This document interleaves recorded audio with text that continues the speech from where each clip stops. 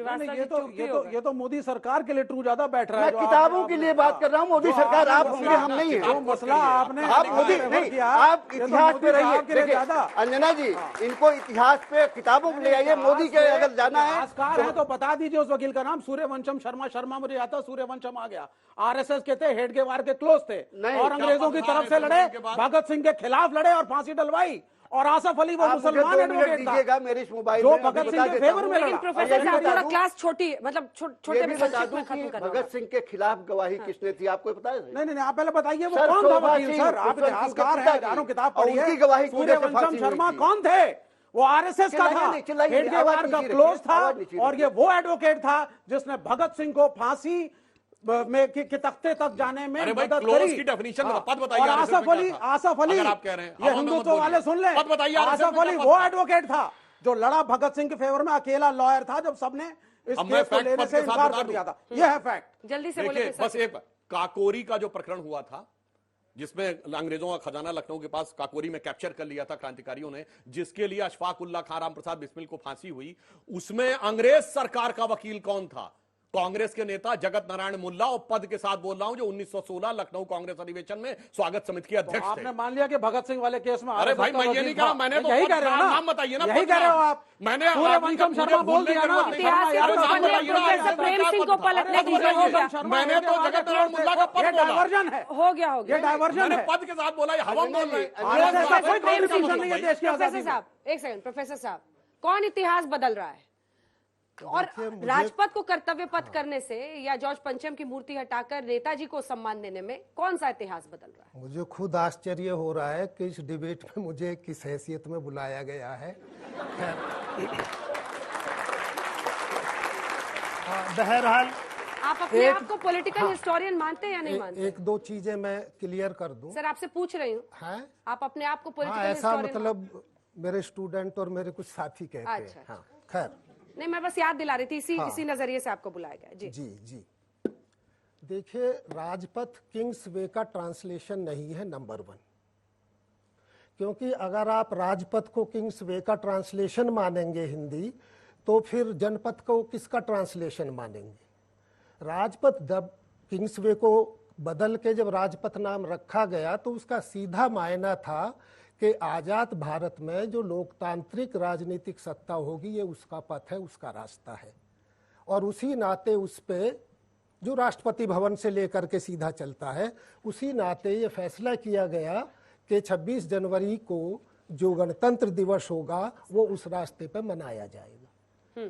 तो एक तो ये आप क्लियर कर दीजिए कि इसमें औपनिवेशिक मानसिकता, कॉलोनियल माइंडसेट को ख़त्म कर रहे हैं, ये कर रहे हैं, वो ये इसमें कहीं इन्वॉल्व नहीं है। दूसरी बात मैं ये कहना चाहता हूँ कि जब हम किसी भी टॉपिक पे चर्चा करते हैं तो ये जरूर देख लें कि किस दौर में खड़े हैं।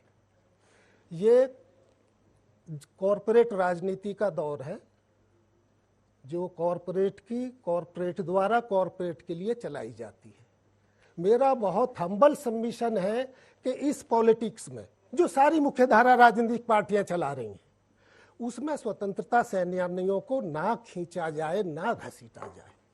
आपके जिम्मे जो बनता है आप करिए, देश के लिए करिए, समाज के लिए। मैं तो कहता हूं सावरकर को भी मत घसीटिए, औरों की बात छोड़ दीजिए। क्योंकि आप सुभाष साहब को लाएंगे तो उनके संघर्ष और मूल्यों को भी लाना पड़ेगा। और उनकी अहमियत इसी मायने में है कि उन्होंने जो संघर्ष किया उसे हम मानते हैं, समझते हैं, और जिन मूल्यों के लिए वो खड़े थे, जिस आधुनिक भारत की परिकल्पना सुभाष बाबू ने की थी, क्या हम उसे मानते हैं? तो तब उसका कोई महत्व बनता है। देखिए, देश में ओम जी एक साइकोलॉजिकल वारफेयर चल रहा है, मनोवैज्ञानिक युद्ध है। जो नव साम्राज्यवादी गुलामी का खतरा है उससे ध्यान हटाने के लिए प्रतीकों की राजनीति की जा रही है। दूसरी बात, जो औपनिवेशिक शासन के दौरान किन्हीं भी कारणों से, और मैं इस बात का बिल्कुल बुरा नहीं मानता कि किसने आज़ादी की लड़ाई में हिस्सा लिया और किसने नहीं लिया, क्योंकि पूरे औपनिवेशिक दौर में 200-250 साल का जो दौर रहा, उसमें अनेक भारतीय ऐसे थे जिन्होंने उस दौर में रहते हुए भी अपने को गुलाम नहीं माना, या तो लड़ते हुए मारे गए या जेलों में चले गए या असहयोग कर दिया। ठीक है, एक सवाल है आपसे प्रोफेसर साहब, क्यों नहीं लाया जाए नेताजी सुभाष चंद्र बोस को? अगर उनकी बेटी अनीता बोस आज तक से एक्सक्लूसिव इंटरव्यू में कहती है, सुनिए तो पहले सवाल प्रोफेसर साहब, कहती है कि उनके पिता के साथ नाइंसाफी हुई है। उन्होंने सीधा शब्द इधर उधर नहीं किए, कहा कि ईर्ष्या की वजह से मेरे पिता के आंदोलन को नॉन वायलेंट मूवमेंट के बनस्पत दबाया गया, सप्रेस किया गया। उन्होंने सीधा आरोप लगाया कि कांग्रेस पार्टी ने ईर्ष्या की वजह से मेरे पिता को वो सम्मान नहीं दिया जिसके वो हकदार थे। वो कहती है मेरे पिता के अवशेष हिंदुस्तान आने चाहिए। क्यों ना नेताजी की बात? वो लेटर पढ़ लिया है जो उन्होंने प्रधानमंत्री महोदय को लिखा है। हाँ। उन्होंने सीधे ये कहा है, उन्होंने खुशी जाहिर की है और उनके अवशेष वापस लाने के लिए बात की है। बाकी उन्होंने वायलेंट नॉन वायलेंट मेथोडोलॉजी के बारे में कोई सवाल नहीं उठाया है।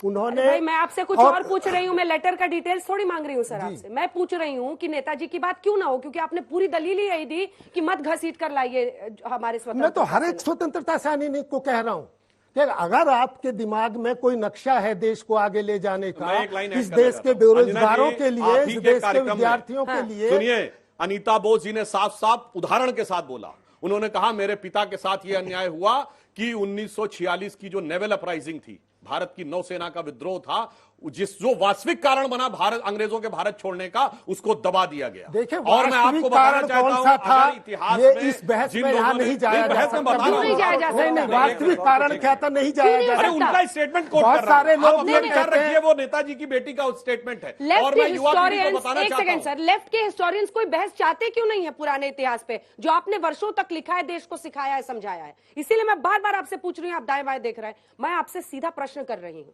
क्यों नहीं उस इतिहास पर, योगदान पर हमारे स्वतंत्रता सेनानियों के नए सिरे से बहस हो जो हमने अब तक पढ़ा है? आप बहस करिए, हाँ। पर आपको क्या आप इतिहास तो कह रहे हैं बनाना सरकार के नीचे है, डालने इसे को। छुपाने के लिए बहस मत करिए। मेरा कहने का मतलब ठीक है, ये ठीक है, है। ऐसा नहीं है सुभाष बाबू के बारे में किताबें नहीं लिखी गई हैं, उनके बारे में संस्थान नहीं बने हुए हैं, उनके बारे में सड़कें नहीं बनी हुई हैं, उनके बारे में क्या नहीं बना हुआ है। ऐसा कुछ नहीं है इस देश में। हमने बचपन में देखा कि सुभाष बाबू का इंतजार लोग किया करते थे और तरह तरह की बातों में कहते थे। एकदम छोटा सा जवाब बोलिए। हम क्या बताना चाहते हैं लोगों बता रहा हूं। को? हम अपनी नाकामी को छुपाने के लिए स्वतंत्रता सेनानियों पे लड़ाई करते हैं।